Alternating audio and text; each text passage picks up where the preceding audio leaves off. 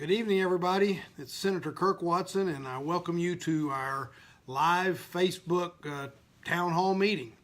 I'm excited to get the chance to answer some of your questions, and I appreciate everybody that's already either tweeted me questions or sent me questions on Facebook, and we're going to try in the next little bit of time to get to as many of those as we can. Of course, what we're here talking about is the 86th legislative session, which officially kicked off last Tuesday. Last week was actually a very good week, and I'm real pleased about it. On the first day of the session, I was pleased and honored to be named the President Pro Tem of the Texas Senate. That's a pretty neat honor, and one that typically goes to somebody that has some seniority in the Senate. So I was excited about that. I hope that if you get a chance, you'll go to my website, kirkwatson.com, and read the comments that I gave that day, because one of the neat things about this moment is that it's allowed me to say thank you to the people of Austin and Central Texas that have allowed me to serve in elective office now for so long. But in addition, it's caused me to pause for a second and take a moment to think about what it means to serve and to be a public servant. So take a minute if you get a chance and go and read my comments on that day. The very next day, the second day of the session, we finished up the Sunset Commission's last meeting of the commission. I'm real pleased that I get to serve on the Texas Sunset Commission, and for those that don't know, it's a commission that's appointed. It has 5 senators appointed by the Lieutenant Governor, 5 senators that are appointed by the Speaker of the House, and then the Speaker and the Lieutenant Governor both appoint a public member. And what happens is every state agency, hopefully around with no longer than 12 years, although that varies from time to time, every state agency undergoes a review. And if the agency isn't recreated, then what happens is the sun sets on that agency. So we took up some very important agencies, the Plumbing Board, Texas Alcoholic Beverage Commission, and others last week, and I've enjoyed my service on that. This week, we will kick off, really tomorrow will be the first day that we convene this week, and we will convene for purposes of the inaugural of the governor and the lieutenant governor who were reelected in November. As the President Pro Tem, I will be presiding over that as well. So we've already started. The legislative session lasts 140 days, so we've started the process. We're still waiting for committee appointments. The Lieutenant Governor has the authority to make the appointments to the various committees. That has not occurred yet. We anticipate that it will probably occur sometime this week after the inaugural. So, for those of y'all that are watching and want to send in questions, go ahead and send in questions. We have some questions already. And what I'm going to do is I'm just going to start answering questions as I pull them up here, and I've got them on the screen. But Pedro Villalobos has sent a question, and he hits the question that's the big topic of discussion right now at the Capitol, and that is that everyone seems to be saying school finance is the #1 priority for the legislative session, and do I think that the legislature will finally fix school finance? You know, what's interesting about that is one of the reasons I tell people I have more optimism. Let's put it that way. I have more optimism going into this session than maybe I've had in the past, is that one of the things is we're just not hearing the same level of discussion and yammering and talking about what I would consider to be wedge type issues like we did at this time last session. But importantly, not just that we're not hearing that, we're actually hearing a lot of discussion about the #1 priority being dealing with our very, very broken school finance system. So I do have a little bit of optimism. Last session of the legislature, the House did a pretty good job of dealing with school finance. The Senate, I can't say it did as well, not so much. And in fact, what would happen is the Senate would continue to put a poison pill into the school finance bills that we would get from the House, related primarily to vouchers and private school vouchers. And the House had made it very clear, and a number of us on the Senate side had made very clear that we would never support that. So what happened at the end of the session is about the best we could get was the creation of a public school finance commission.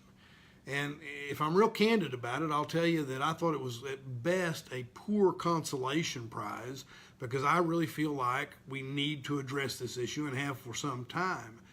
But I want to say that one of the things that I feel differently about going into this session is I think that the Finance Commission really came up with some stuff that we can look at that's pretty serious and reasonable recommendations. For example, one of the things that it recommended is that we have a focus and an emphasis on early childhood education.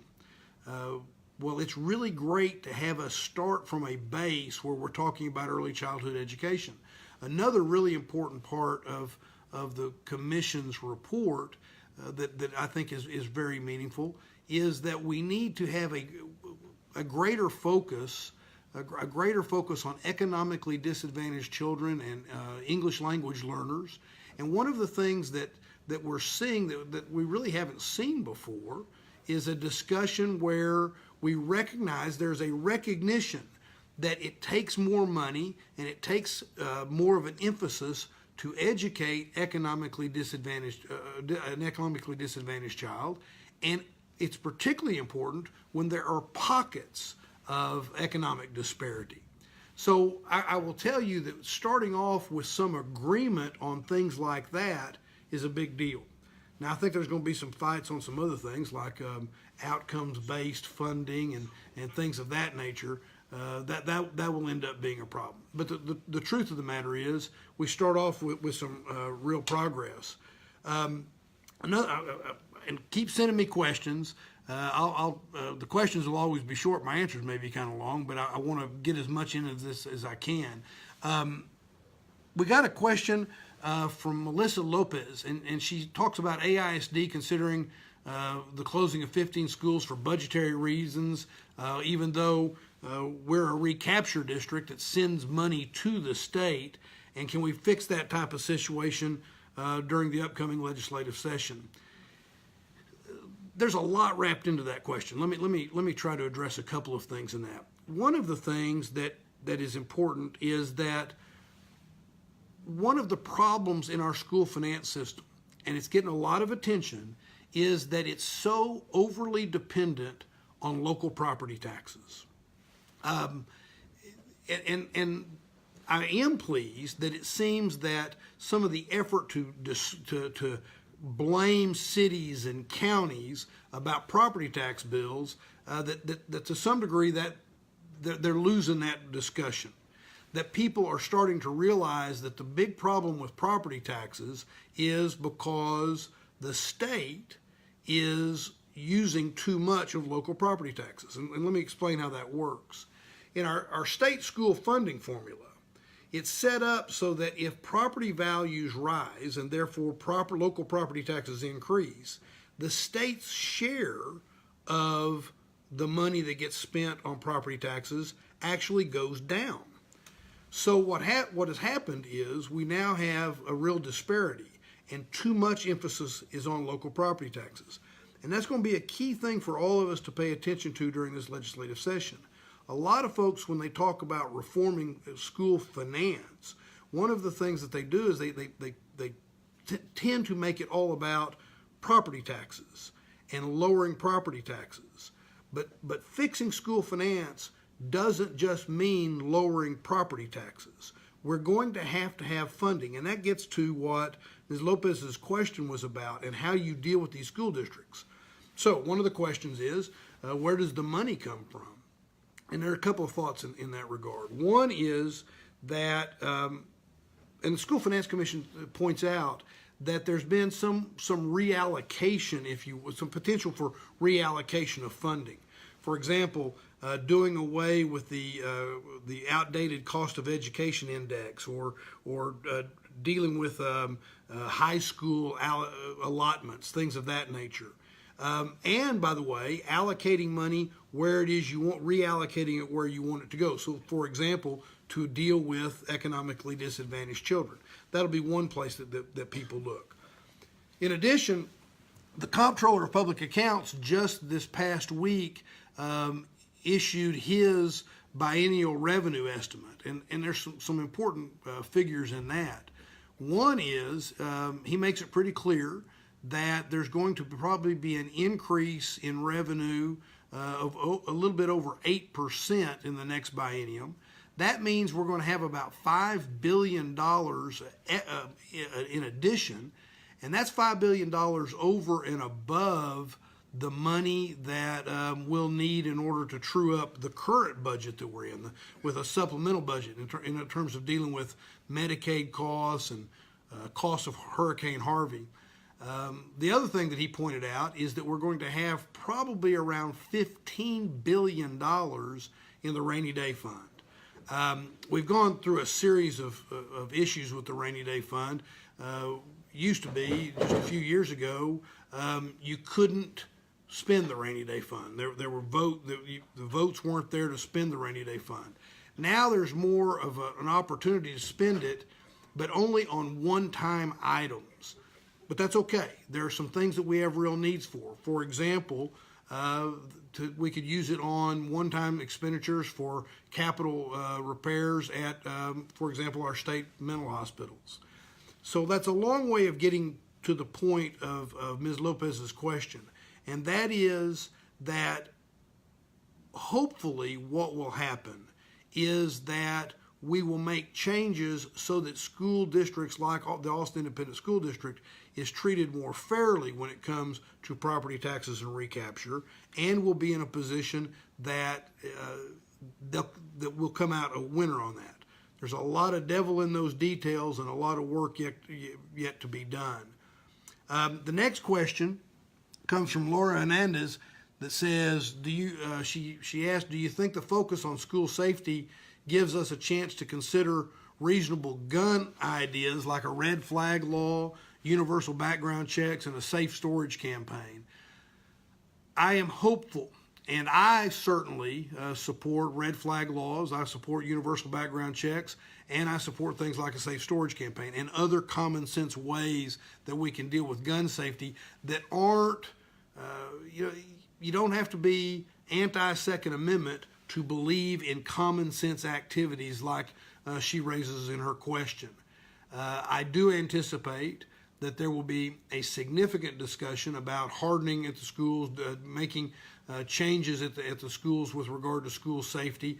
I hope we don't get just off on those, and it does create, as she indicates, a chance for us to bring up these issues, and I hope we make some progress with them during the session.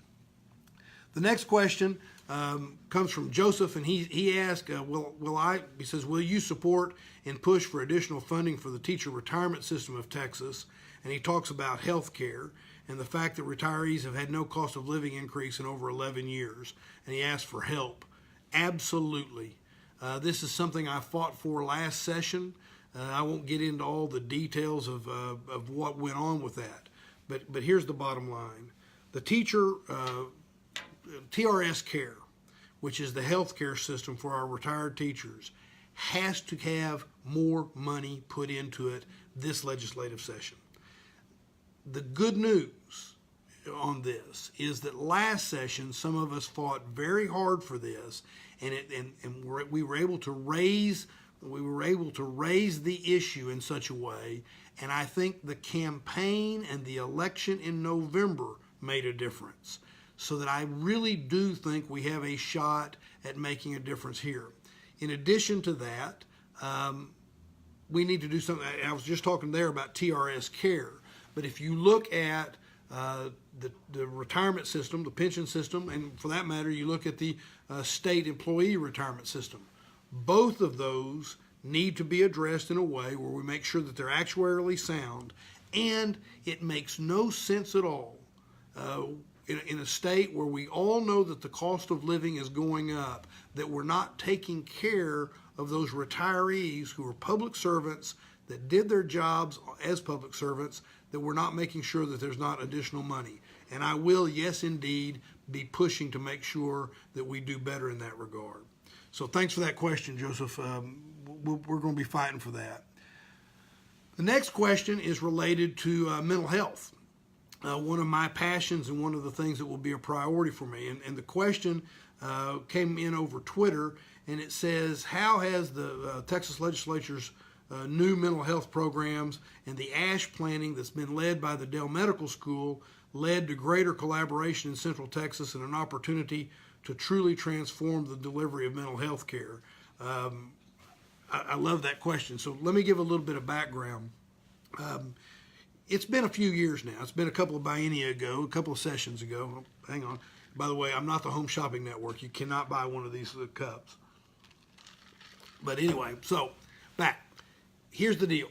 A couple of sessions ago, the legislature knew it had a problem with its state hospitals, and it commissioned a report that is known as the Cannon Report. And the Cannon Report came back and said of the 10 state mental hospitals that we have that are meant to deal with psychiatric issues and brain health, of those 10 hospitals, 5 of them were basically unsalvageable. And they were unsalvageable maybe for a couple of reasons. One could be that the state just hadn't kept up with the deferred maintenance on the things, and so they'd become so run down that now you had to really make huge repairs. Another is that it's the 21st century, and some of these hospitals were built so long ago that they're just not designed for 21st century brain health. Things like line of sight from the nurse's station to patients' rooms. So they need to be changed. Arguably, one of the 2 or 3 worst hospitals for brain health in our state system was the Austin State Hospital, known as ASH, right here in Austin. Well, when I saw that as an opportunity. The idea, almost a catalytic event, that you could take the fact that we have to do something at the state level with our state hospitals, including the Austin State Hospital, and we also had the Dell Medical School at the University of Texas at Austin, which is a relatively new medical school, but it has a department of psychiatry with a guy who is really a rock star that's the chair of that department. And the legislature has been doing some very good work in the area of mental health. And one of the things that happened last session is about $300 million was put into redoing our state hospitals. There was some work done in Houston and Kerrville and up in Rusk, at Rusk State Hospital and some other places. But included in that was that there was planning money put into the budget to plan for what we could do at the Austin State Hospital. So what's happened is we've put together a steering committee that's been chaired by Dr. Strakowski, the chair of psychiatry at Dell Medical School.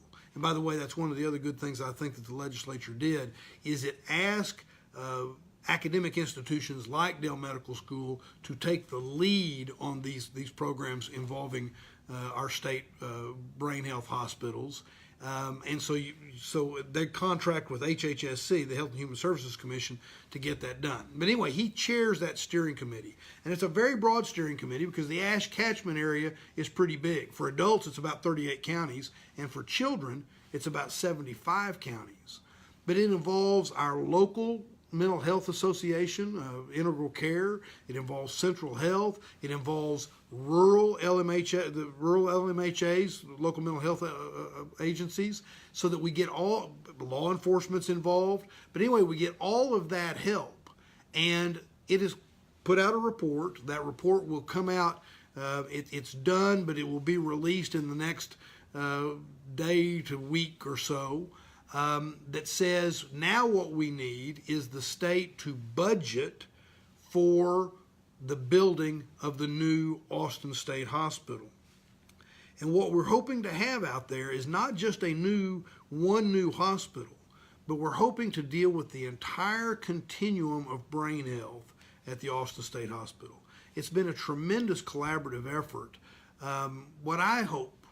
What my goal is that when it's all done, if someone is receiving brain health care in Austin, Texas, that people will think of that in the same way they think of someone receiving cancer care at MD Anderson or cardiac care at the Cleveland Clinic.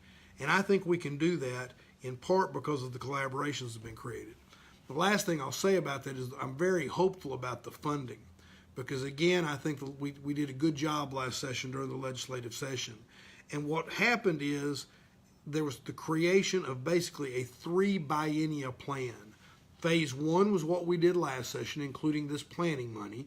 And by the way, the architectural and design work is ready to just started really out at ASH.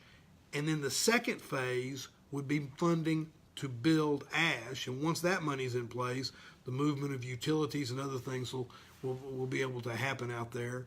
So then there'll be a third phase in addition. So I'm very hopeful. It's a high priority, one of my highest priorities during this legislative session, that we can make a significant, really significant difference in brain health. It's an exciting thing. And for those that I know will want to ask, if you know the Austin State Hospital site, you know that it has a beautiful historic building and some history out there. And part of the planning and thought process was to make sure that we preserve the truly historic buildings there. The other part of it is that the design folks brought in people that understand what it means to have green space and outdoors as part of dealing with brain health issues. And so that's also built into this process. So I appreciate that question. Somebody likes my dog portrait on the back. Good. If you can't tell, I like bulldogs. A question from Christy. Well, it's another mental health question. So let me add to that. She says, "What do I expect to see concerning mental health?" She also asked about CPS. So I'm gonna talk about a couple things. One is on mental health. The previous question dealt with ASH, but I do want to mention that I signed on to a bill that the chair of our Senate Finance Committee, Chairwoman Jane Nelson, recently filed, that I think is a really neat thing because of the way it creates a consortium and creates potential grant programs. But it does a couple things. One is it ought to make brain health better, particularly for youth and adolescent, with a big focus on telemedicine.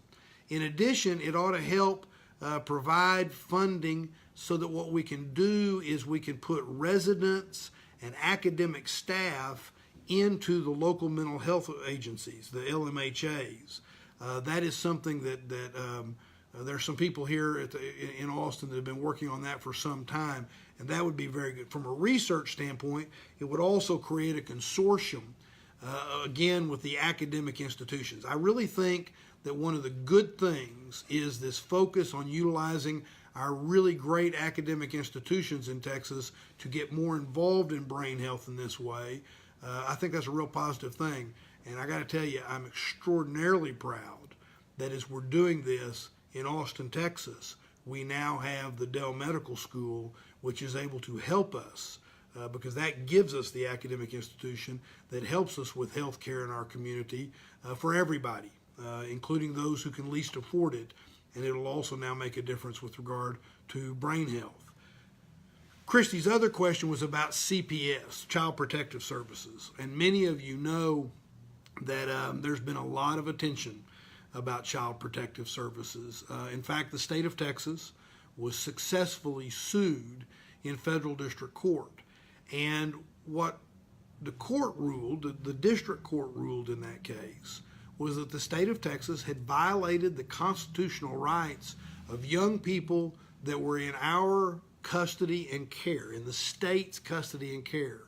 In other words, these children who were in desperate situations and needed to be taken out of their desperate home situation, and now were in the custody and care of the state of Texas, we were violating their constitutional rights because, as the court points out, they were at an unreasonable risk of harm, which is just astonishing that the state was not doing a better job than that. The state has fought that, even though there are things that are clearly just common sense would tell you the state ought to be doing, but the state fought that from a legal standpoint. The case was appealed to the Fifth Circuit Court of Appeals, which tends to be a very conservative court. And that court, while it overruled parts of the district court's decision, it also ruled that the state was in violation of the Constitution for that very same reason. And so things needed to happen. I will be filing a package of bills that relate to Child Protective Services. Now, keep in mind, the legislature did put additional money into Child Protective Services. Some were kicking and screaming, saying just putting more money into the system and paying folks, paying our caseworkers more, increasing our number of caseworkers, that won't help. But it's actually made a real positive difference. So we'll still be focusing on that. But my package of bills will also focus on some very common sense things related to what we have had in the court case and address them through that way. Another important thing is that the federal government now has an act called the Family First Act. And the Family First Act is a bill that would for the first time, really put some potential for some real money in the state of Texas for preventative activity, to prevent folks, children and adolescents from ending up in foster care. We need to be prepared for that. And I worry that that's one of those things that if we don't get on top of it right now, we don't make sure that the agency is doing what it needs to do, that we'll be ready and be prepared when it comes time. Now, this is also one of those areas that I worry we're going to end up in a debate about, do we put up any of our money in order to get money from the federal government? That debate and discussion needs to start now, and I intend to be on the front line of that discussion. And then the final thing I'll say about the CPS is that we're moving very rapidly into privatization. And while I've got real problems with that, the movement is in that direction. And I think it's going to be very important for us to make sure we're doing the appropriate oversight and not just assume things are going the way they ought to be going. And I will tell you, in some instances, they're not moving as rapidly as those who favored this said they would. And so I think this session is an important time for us to take a look at that as well. So thanks for that question. The next question is somewhat related, and the reason it's somewhat related is it deals with our children and deals with daycare. And it talks about some of the recent information that's come out as recently as December, and I think what that's a reference to is a really good bit of work that was done by reporters at the Austin American Statesman. Tony Pletsky and Andrea Ball did a story about children in child care in the state, including illegal child care facilities, and the lack of information that's going on. This person points out that it's heartbreaking, and we need to pay attention to it this session. And that's absolutely right. It's heartbreaking and astonishing that here I am answering two questions in a row about how poorly we deal with the children of our state. But let's talk about child care for a second.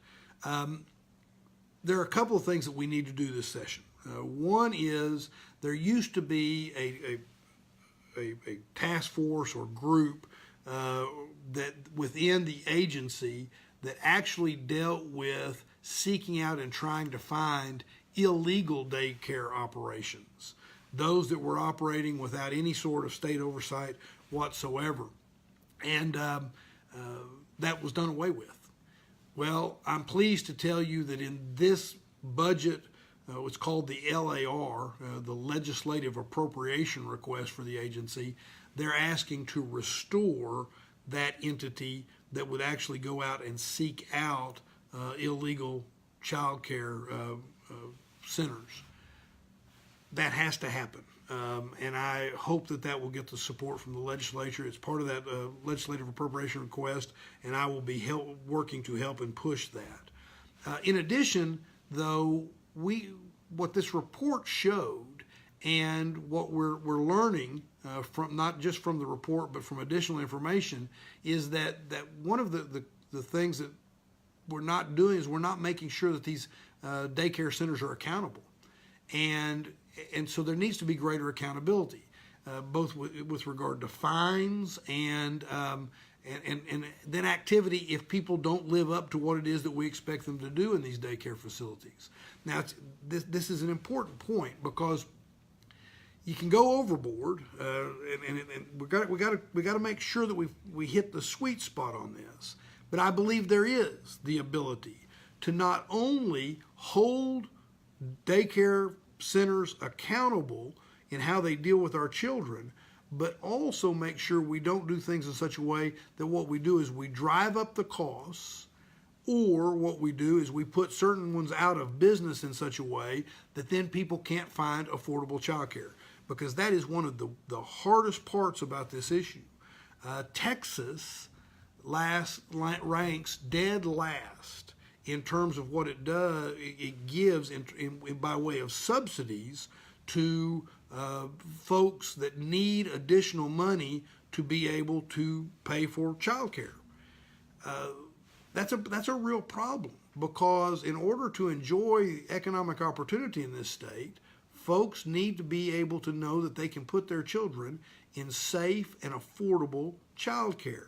I mean, just think about how hard it must be to be someone that wants is working hard, doing everything that's asked of them, but they can't be secure about what happens with their child at a daycare. So we need to make sure that we also that we address accountability, but I think we ought to also be addressing how it is that we make child care more available to Texans. And then the final thing I'll say is I think we ought to also be looking at, are there ways to provide grants to certain child care facilities so that they can do the kinds of things that we want them to do. A good example would be making sure that there's cameras so that people will know what is happening with their children, and make sure that they're accountable in that way. So I hope that answered the question, because that is an area that I think we need to make real change, and I'm very pleased that the Statesman did the job that it did on that report. Sometimes the legislature only reacts if there's a lawsuit or media attention. So the next question: what changes need to be made to make sure medically fragile children are able to get the services they need in a timely manner? Again, this issue, again, dealing with children, so we sense a pattern here.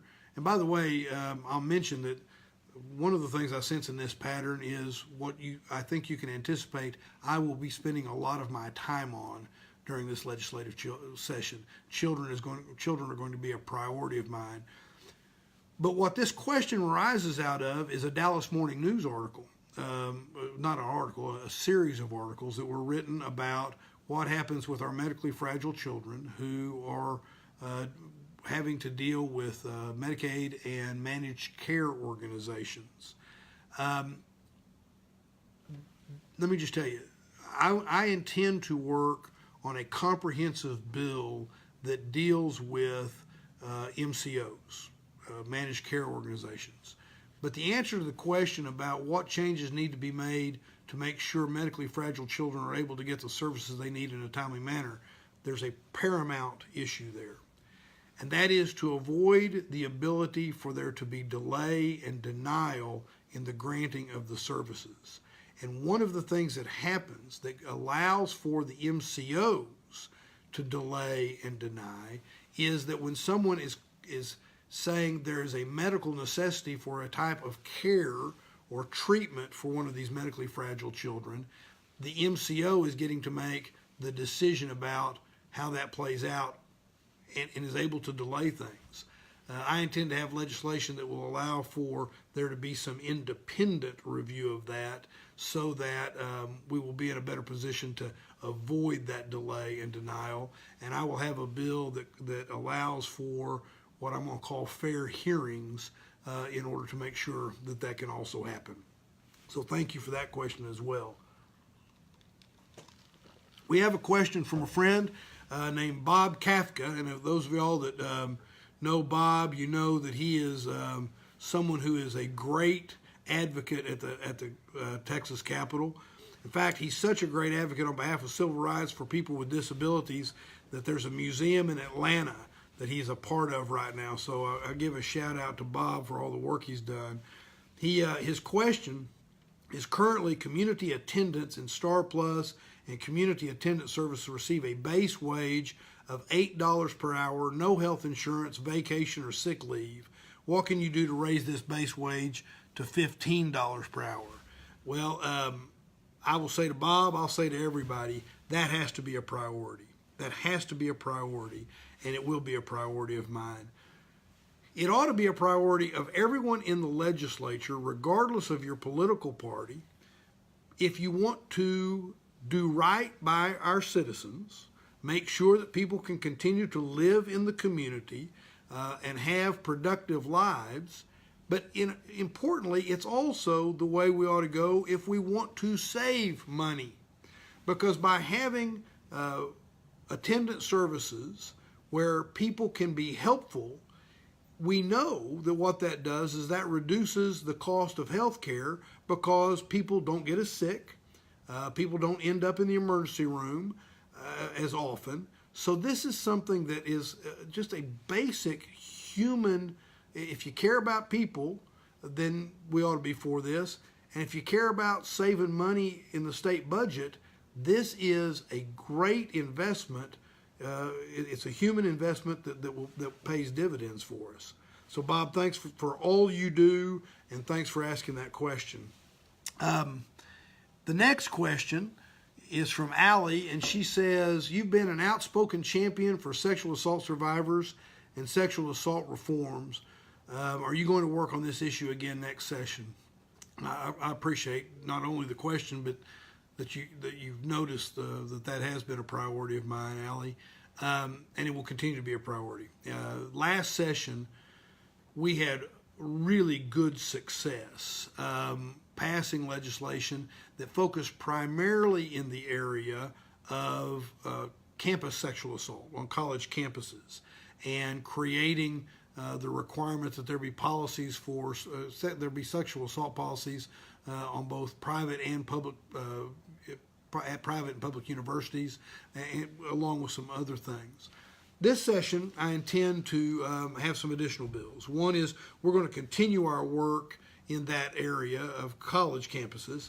I was not successful last session of making as part of those policies a requirement that they have affirmative consent, that affirmative consent be a requirement of the policies on those college campuses. I intend to bring that back.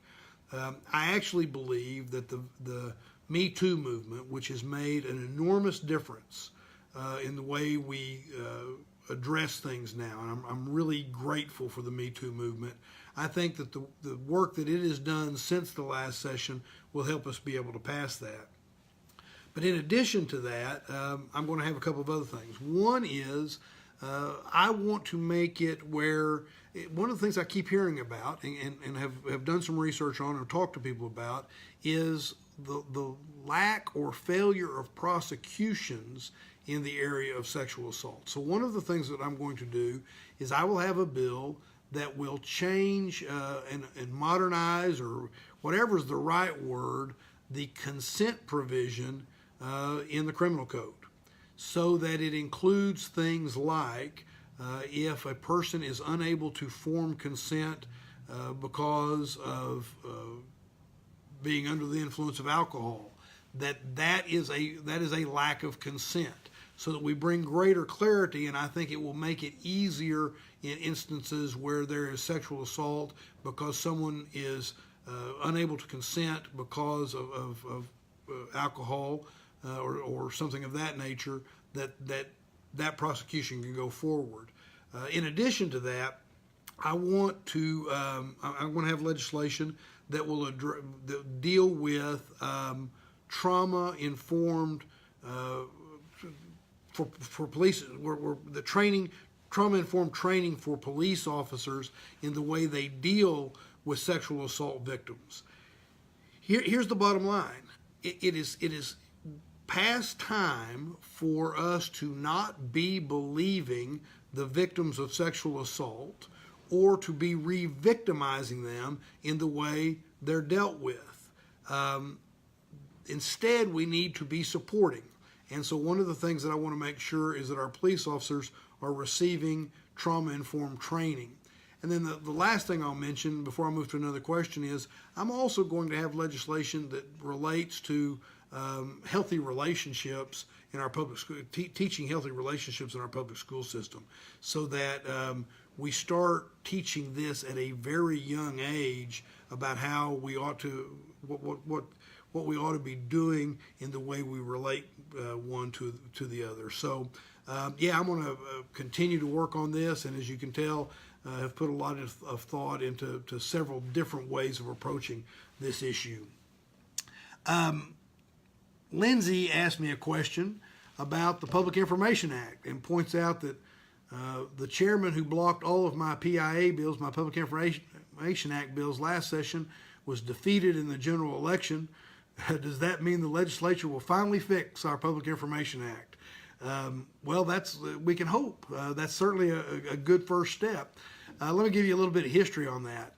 So the Texas Supreme Court, a couple of years ago, the Texas Supreme Court ruled on two cases.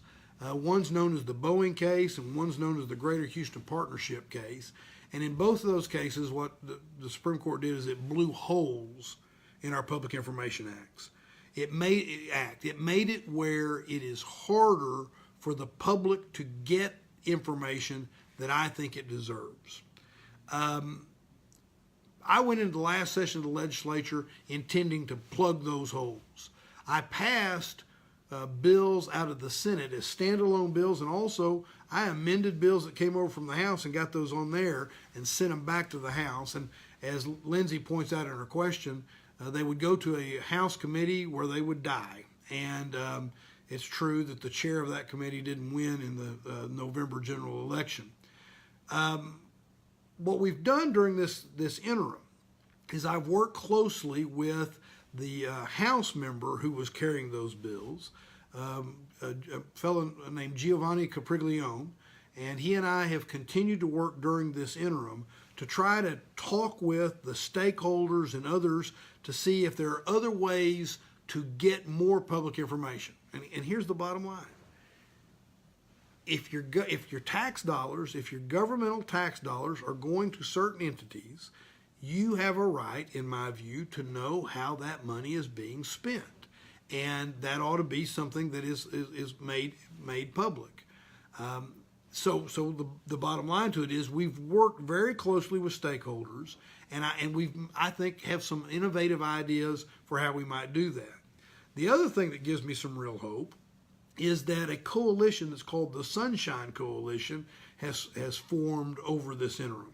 And it is a very diverse group of people. It has the Texas Public Policy Foundation in it, which is considered to be one of the conservative think tanks. It has CPPP, which is considered to be one of the more progressive think tanks. So what you've got, and you've got others, but by the way, they're not the only two, but you've got others. So I'm very pleased that with this new coalition, and I think that with this new coalition, we'll be able to move forward. Plus, the final thing I'll say is that some of the groups that really push back on us, the business groups that push back on us, if you read the newspaper, I think it was in today's newspaper, it may have been yesterday's newspaper, the Austin American Statesman, you saw where they want the legislature to pass legislation that creates more of these economic development tools, things like tax abatements and things of that nature. Well, they were some of the people that most opposed this legislation last session.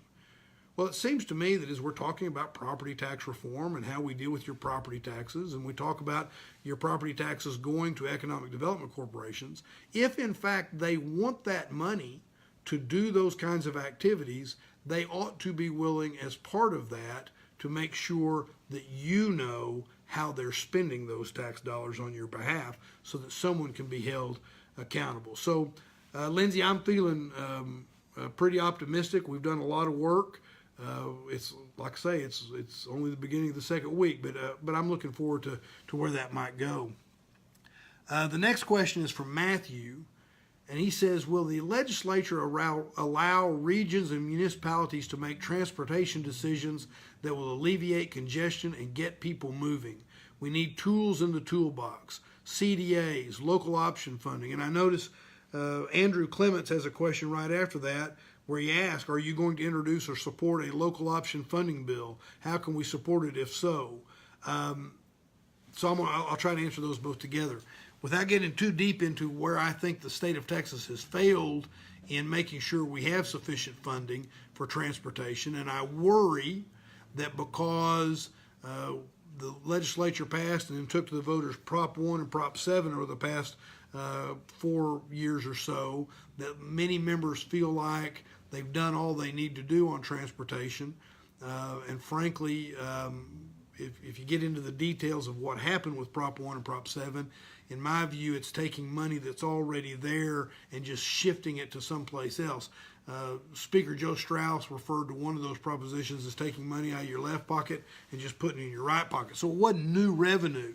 And by the way, it wasn't even enough revenue to maintain congestion at its current level. So we don't have enough transportation funding.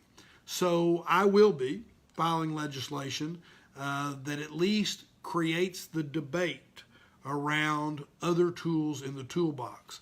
And yes, Matthew and Andrew, that will include local funding option for things like transit, because the truth of the matter is Texas doesn't really do much when it comes to transit.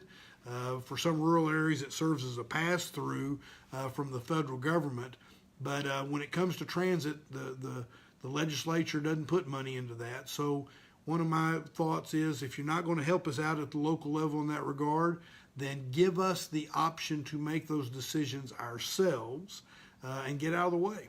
So I will be filing legislation in that regard, and I will make sure that people know. So Andrew, you asked about how can we support it. If so, I'll make sure folks know when those bills get a hearing, assuming they get a hearing, and so we can turn out folks to push for those local options. So thanks for that. Mary Ellen asked, is there a way the state can encourage getting more electric vehicles on the road, and am I willing to push for it? Yes. So let me mention two things in that regard. One is a kind of a historical. We lost the electric vehicle program back in around 2013. I was actually very involved with a bill that got messed up with a pet project of someone that involved a billionaire who wanted certain types of vehicles because it would make more money for him, and it got tied up on my bill, and then it died. And as a result of that, it got killed in the House. And frankly, I was sad about the electric vehicle part of my bill getting killed, but was okay with the other part of it dying.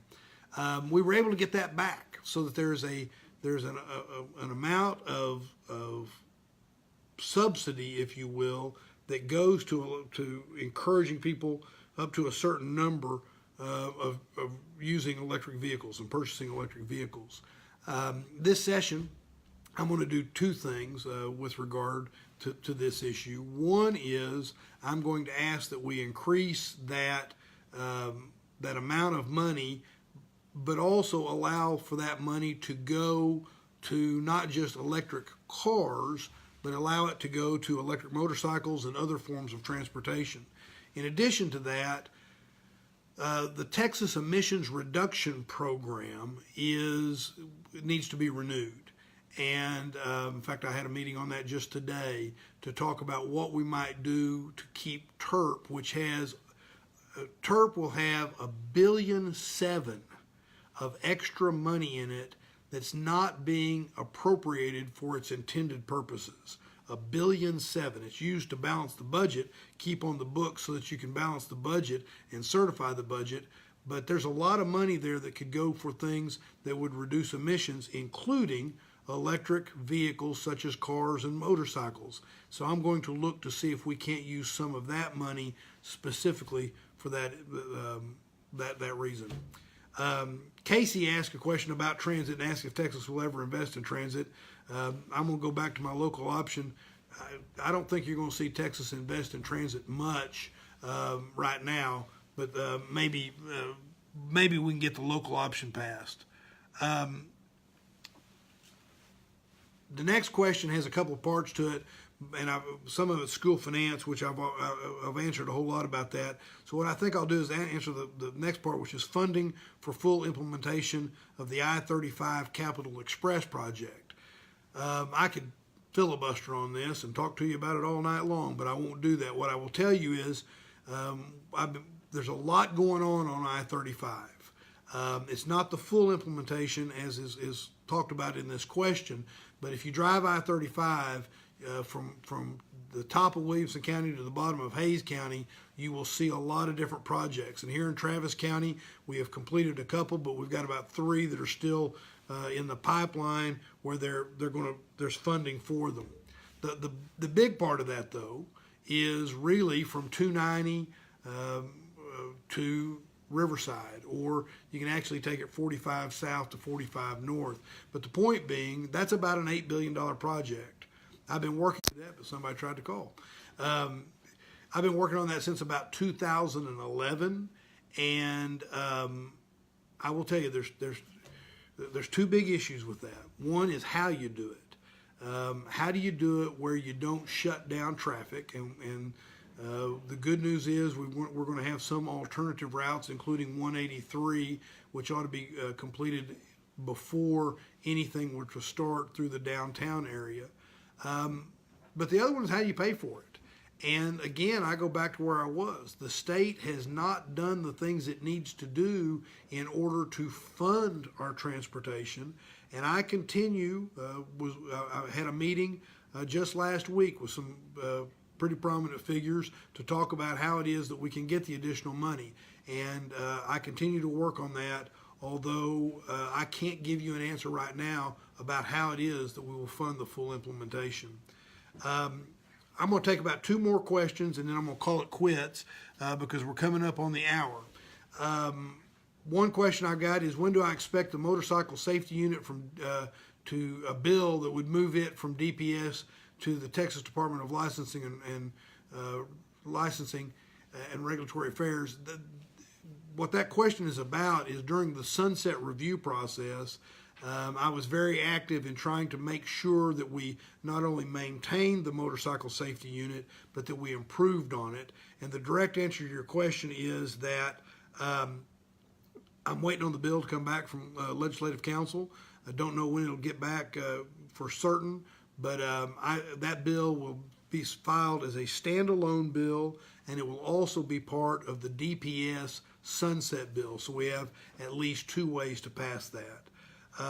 And then I'll make this the last question, and it is a question from Robin regarding TCEQ, and it says that it's shown a number of rulings that, in Robin's point of view, don't serve the best interests of Texas communities. And the example she uses that I agree with is their ruling to allow a waste transfer station to be built on a very dangerous stretch of inadequate highway in a flood zone on a property that backs up to Cedar Creek in Bastrop County. She notes that I was very involved in that and appreciated that, but she wants to know about legislation. We're having a bill drafted that would give greater priority to the CAPCOG in this case, but the councils of government and the local community, including the county, on decisions like this. This is one of those things that it was a big mistake by TCEQ. I continue to be frankly angry about it, and I promised at the time that if they went this way that we would file legislation, and I'm working to put together a coalition to support that legislation of other members that know that it will be important in their local communities if they don't get better local control over this issue. So thank you for that question. So we've been at it right at an hour. I hope this has been helpful to y'all. It's been fun for me to get to answer some of your questions. Again, if you can't tell, I'm excited about the legislative session. I'm glad that we're back in it, and we've got a whole lot that we're working on and intend to be very involved. It'll be interesting to see committees come out probably at the end of the week, and that's when the real work will start. But also, I hope you can tell that I really love being your state senator. I'm pleased that I was reelected in November, and that I'm back. And like I say, the moment where I got sworn in to be the President Pro Tem and honored in that way was a moment that caused me to pause and want to say thank you to all of you who care so much about Austin and Central Texas and give me the opportunity to serve. I love being your state senator, so thank you very much.